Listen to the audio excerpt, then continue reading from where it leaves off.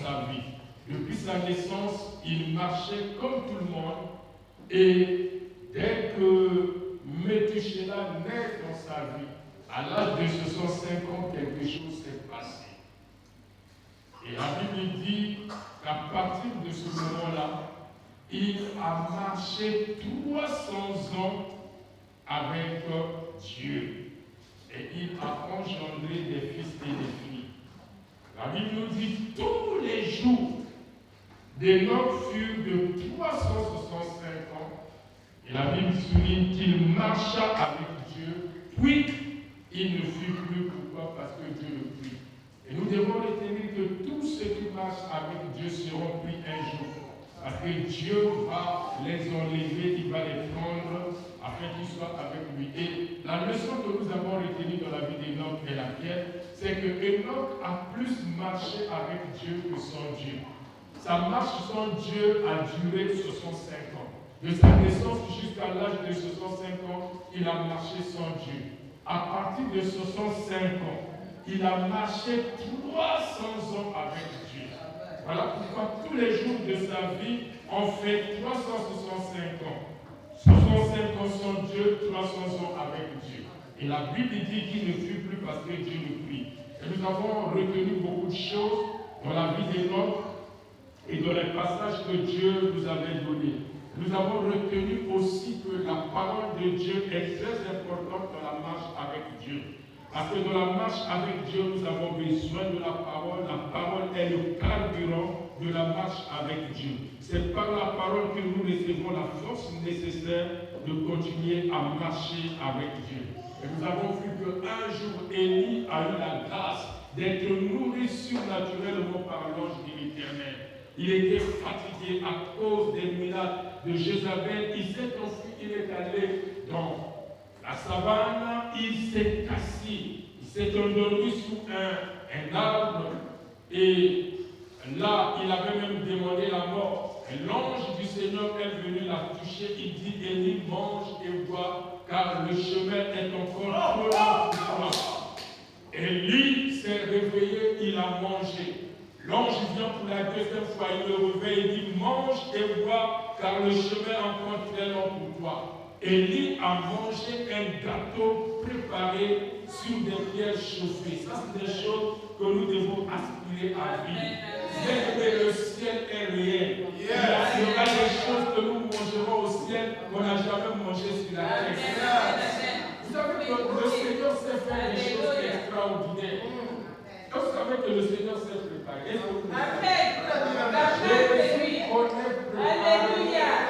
Un jour, il a porté à ses disciples du poisson braisé. Alors ne manque pas le ciel, parce qu'il y a des choses que Dieu va nous donner. Donc c'est très important. Élie a mangé un gâteau qui est plus que les gâteaux de toutes les pâtisseries. Pourquoi? Dans ce gâteau, il y avait des choses extraordinaires. Tu vas acheter un gâteau à la mandarine. Après avoir mangé ce gâteau, quelques minutes après ou quelques heures après, tu auras faim. Mais le gâteau qu'il avait mangé, lui a donné la force de marcher pendant 40 jours et 40 jours. Un gâteau extraordinaire.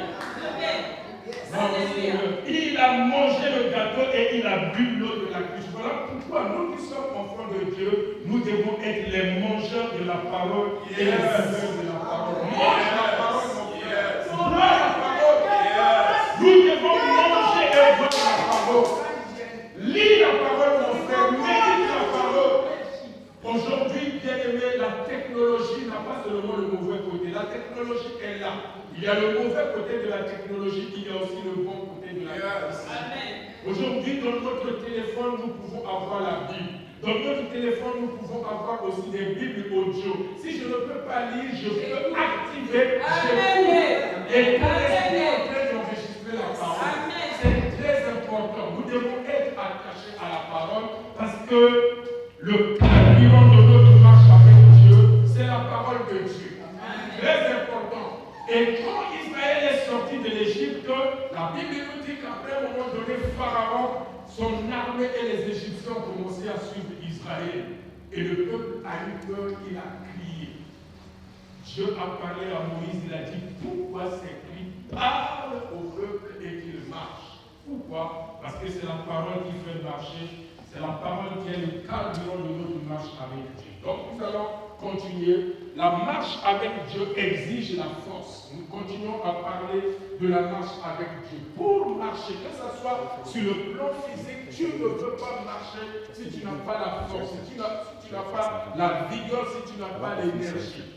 Donc là, nous sommes dans la deuxième partie. Ce que nous retenons comme introduction, c'est que la marche avec Dieu exige la force, l'énergie et l'endurance. Tu ne peux pas marcher avec Dieu si tu n'as pas la force, si tu n'as pas l'énergie, si tu n'as pas l'endurance. Vous savez, dans le domaine du sport, surtout dans le domaine de l'athlétisme, j'aime ça parce que moi-même j'étais athlète, je faisais, ma spécialité c'était le 100 mètres.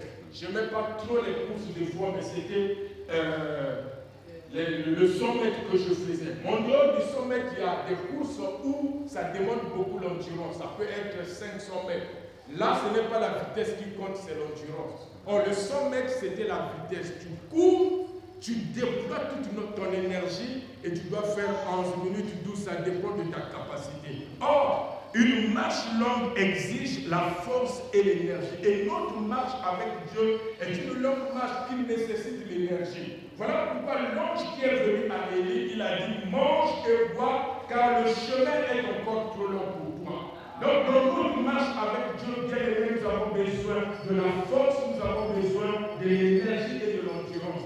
Voilà pourquoi, pendant notre marche avec Dieu, nous avons besoin d'un renouvellement continuel de notre force. Nous sommes forts, mais la force doit être renouvelée, la force doit être maintenue. Et Dieu lui-même a mis à notre disposition des moyens afin que notre force soit continuellement renouvelée. Aujourd'hui, si nous sommes faibles, ce n'est pas la faute de Dieu, c'est nous-mêmes. Dieu a toujours voulu que nous soyons forts. Bien aimé, vous savez que Dieu est fier de nous lorsque nous manifestons sa nature, lorsque nous manifestons ses traits de caractère. Dieu n'est pas faible, il est fort. Quand nous sommes forts, Dieu est content. Quand nous manifestons la puissance, Dieu est content. Quand nous manifestons les attributs de Dieu, il se retrouve en nous.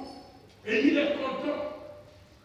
Vous savez, si vous avez un père qui fait, je ne sais pas, le sport, quand il se met à jouer, si vous êtes enfant, vous êtes content, vous allez dire c'est mon père, non parce qu'il fait des exploits. Et de la même façon, si vous avez un fils qui fait des exploits, vous allez être content. Vous dites que c'est mon fils.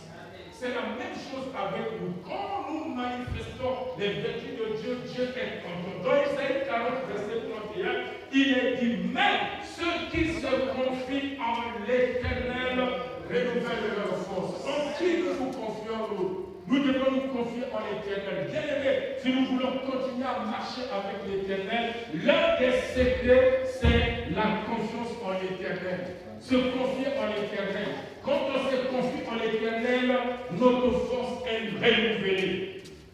Nous n'avons pas voulu lire les autres versets qui viennent avant pour gagner du temps. À la maison, vous pouvez lire le verset 29 et 30. Ésaïe 40, 31. Mais ceux qui se confient en l'Éternel renouvellent leur force. Voilà le secret du renouvellement de notre force. Et dans notre marche, notre force doit être renouvelée. Même sur le plan physique, pour que nous soyons toujours forts, il y a des choses que nous faisons chaque jour. Et ces choses, c'est quoi? C'est se nourrir et consommer de l'eau. Si nous cessons de manger et de consommer de l'eau, nous allons commencer à nous affaiblir. Et si nous insistons à le faire, nous pouvons trouver la mort.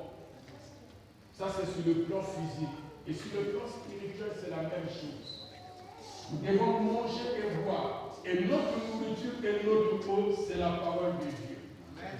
Ça, c'est très important. Ceux qui se confient en l'Éternel renouvellent leur force. Bien aimé, voilà le secret. Veux-tu être constamment et continuellement fort? Confie-toi en le Seigneur. Amen. Pour renouveler notre force, nous devons nous confier en l'Éternel, car l'Éternel est la source de notre force.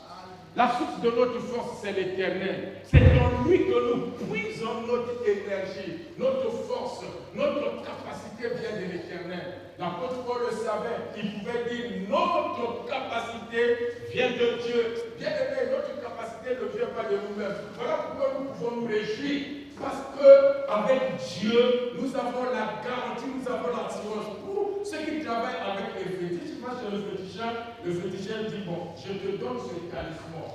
Il ne doit jamais se mouiller. Le jour où il se mouille, c'est compliqué. Comme dernièrement, j'étais dans le transport en commun, j'allais à l'église, et j'ai écouté quelqu'un qui parlait. Et on lui dit, mais qu'est-ce qu'il dit? Non, moi je ne me mouille jamais. Je ne me mouille jamais de la pluie. Donc je ne peux pas m'exposer pour que la pluie me touche. Il y a des gens comme ça. Ne croyez pas que quand la pluie s'apprête à tomber, quand vous voyez les gens courir là, ils ne courent pas seulement pour se mettre à la pluie. Il y a des gens qui sont esclaves de fétiche. Le féticheur avait dit, tu ne dois jamais être mouillé par la pluie. Le jour où tu seras mouillé, ton fétiche n'aura plus de fait. Donc quand il court là, il court parce qu'il sait qu'il y a un interdit dans sa vie qu'il doit respecter. Or avec Dieu, nous avons l'assurance et notre Dieu est spirituel. Ce qui est merveilleux, c'est qu'on ne voit pas notre Dieu. Tu peux être petit, on te méprise parce qu'on voit. C'est ce qui s'est passé entre David et Goliath. L'Éternel était avec David, mais l'Éternel n'était pas visible. On voyait David, Goliath a méprisé David. Il voyait juste un jeune garçon, mais il ne savait pas que ce jeune garçon avait avec lui le maître du ciel et de la terre. David connaissait sa relation avec Dieu. Il connaissait sa communion avec Dieu. Il a pu dire à Goliath, tu marches contre moi avec l'épée, la lance et le javelot. Moi, David, je marche contre toi au nom de l'Éternel. David connaissait la source de son énergie. Il connaissait la source de sa force. Il n'était pas fort parce qu'il s'appelait David, mais parce qu'il puisait sa force de l'Éternel. Et à cause de cela, il a pu terrasser Goliath. Dans Ephésiens 6:10, il est dit, au reste, fortifiez-vous dans le Seigneur. Parce que c'est lui la source de notre force. Ephésiens 6:10, au reste, fortifiez-vous dans le Seigneur et par sa force toute puissante. Fortifiez-vous dans le Seigneur. C'est en lui que nous puisons notre énergie. C'est en lui que nous puisons notre force. Fortifiez-vous dans le Seigneur et par sa force toute puissante. Le même passage dans la Bible du Seigneur nous dit, la Bible du Seigneur, Ephésiens 6:10, Bible du Seigneur, pour conclure, puisez votre force dans le Seigneur et dans sa grande puissance. Puisez votre force dans le Seigneur et dans sa grande force. Voilà pourquoi quand tu viens à l'église, quand on se met à louer, loue. Peu importe la position que tu peux avoir, loue, adore. Parce qu'en le faisant, tu es en train de puiser la force dans le Seigneur.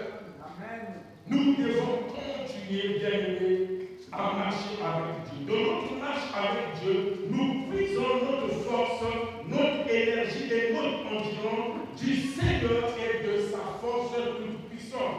Pendant notre marche, nous puisons notre force du Seigneur et de sa grande puissance.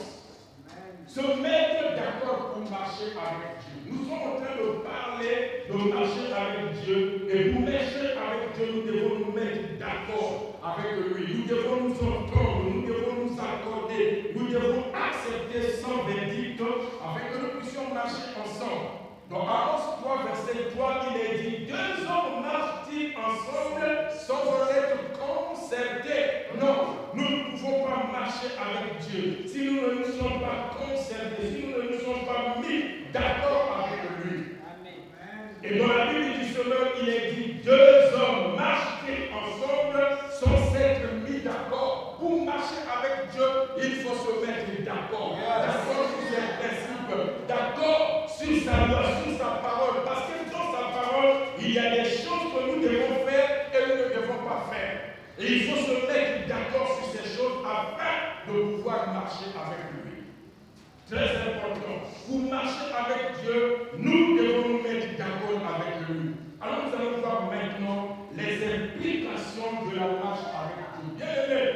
marcher avec Dieu, il y a des implications. Il y a des choses qui doivent accompagner notre marche, qui doivent alimenter notre marche. Marcher avec Dieu a des implications. Car il y a des choses auxquelles nous devons nous soumettre, des choses que nous devons faire pour être d'accord avec lui et avec sa volonté. Dans notre marche avec Dieu, c'est lui qui détermine comment nous devons marcher et ce que nous devons faire. Ça, c'est très important. Quand nous marchons avec Dieu, c'est lui qui détermine comment nous devons marcher et ce que nous devons faire. Nous allons voir un élément de l'implication de notre marche avec Dieu, c'est l'intégrité. Premier élément de notre implication dans la marche avec Dieu. Genèse chapitre 17, verset 1, là Dieu parle à Moïse, non à Abraham. La Bible dit, lorsqu'Abraham plutôt, Genèse 17, 1, lorsqu'Abraham fut âgé de 99 ans, l'Éternel apparut à Abraham et lui dit, je suis le Dieu Tout-Puissant, marche devant ma face et sois intègre. Si tu veux marcher avec Dieu, sois un homme intègre. Nous devons être intègres. Les hommes qui marchent avec Dieu sont des hommes intègres. Les hommes qui marchent avec Dieu manifestent l'intégrité dans leur comportement, dans leur marche, dans leur attitude, dans leur parole. Ils sont intègres. L'intégrité est importante dans la marche avec Dieu. L'Éternel l'exigea à Abraham. Il a exigé à Abraham l'intégrité. L'Éternel l'a exigé à Abraham dans sa marche devant sa face. Abraham ne devait pas seulement marcher devant la face de Dieu, il devait marcher devant la face de Dieu en étant intègre. Très important. Et le psaume 84, verset 12 nous dit, car l'Éternel Dieu est un soleil et un bouclier. L'Éternel donne la grâce et la gloire. Il ne refuse aucun bien à ceux qui marchent dans l'intégrité. Il ne refuse aucun bien à ceux qui marchent dans l'intégrité. Bien-aimés, vous savez, parfois c'est nous qui rendons la vie chrétienne difficile. C'est parfois nous qui rendons la vie chrétienne compliquée. Dieu nous a donné les principes qui doivent nous aider pour que la vie chrétienne soit facile. C'est vrai qu'il y aura toujours ceux qui vont nous combattre. Il y aura des épreuves. Il y aura l'ennemi qui s'opposera. Mais il y a certaines choses que nous pouvons vivre aussi avec facilité si nous arrivons à marcher selon les principes de Dieu. Et ici, on nous donne un secret important qui fait que Dieu ne puisse nous refuser aucun bien. C'est quoi? C'est l'intégrité. Car l'Éternel, Dieu est un soleil et un bouclier. L'Éternel donne la grâce et la gloire. Il ne refuse aucun bien à ceux qui marchent dans l'intégrité. Ça nous interpelle tous. Ce passage dit que l'Éternel ne refuse aucun bien à ceux qui marchent dans l'intégrité. L'intégrité, c'est l'honnêteté, c'est la probité absolue. Honnête dans nos paroles, honnête dans notre comportement, honnête dans nos actions. Marcher dans l'intégrité, c'est marcher dans l'honnêteté, c'est marcher dans la probité. Dieu nous demande de marcher dans l'intégrité pour notre bien. Bien-aimés, tout ce que Dieu nous recommande dans notre marche et dans notre vie chrétienne, c'est pour notre bien. Quand Dieu nous dit ne fais pas quelque chose, c'est pour notre bien. Amen. Quand Dieu nous encourage à faire quelque chose, c'est pour notre bien. Et nous devons le savoir. Dieu nous encourage à prier sans cesse, à prier toujours, à prier et ne pas se relâcher. C'est pour notre bien. Je le disais à l'église où je suis bien aimé, Dieu ne paie rien. Si nous décidons de ne pas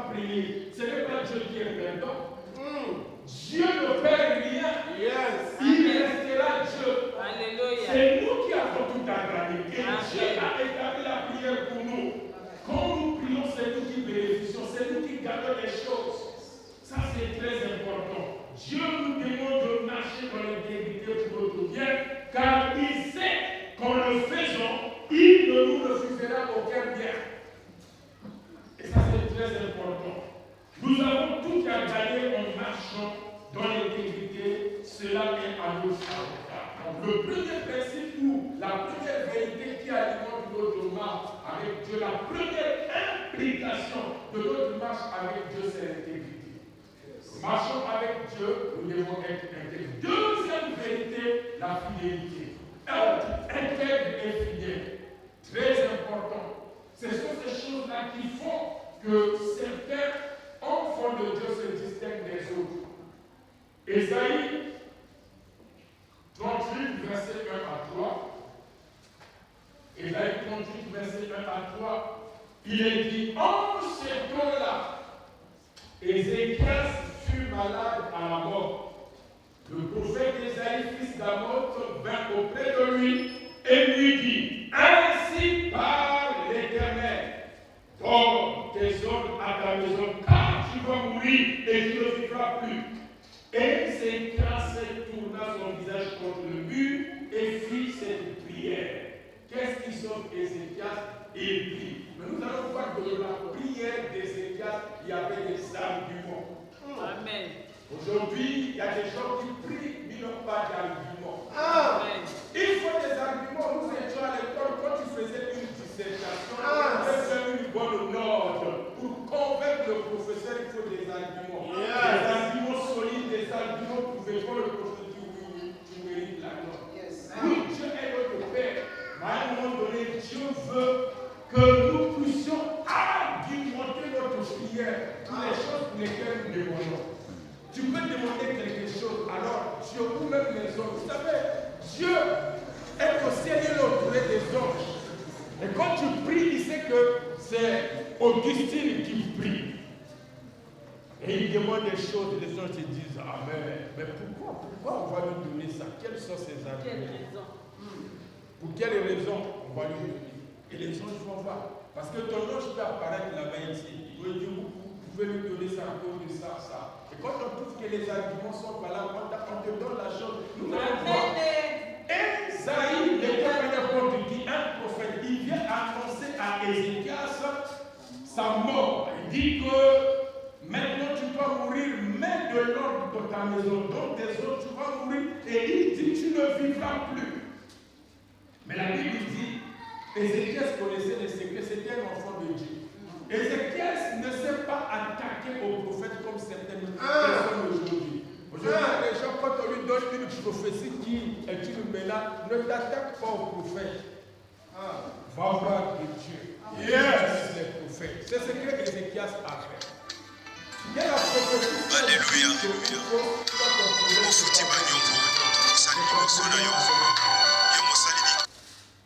Ésaïe a prophétisé. La Bible dit, Ézéchias tourna son visage contre le mur. Il n'a pas tourné son visage contre Ésaïe. Non. Ésaïe a libéré la prophétie. Je reviens. Le prophète Ésaïe, fils d'Amoz, vint auprès de lui et lui dit, ainsi parle l'Éternel. Qui a parlé? Qui parlait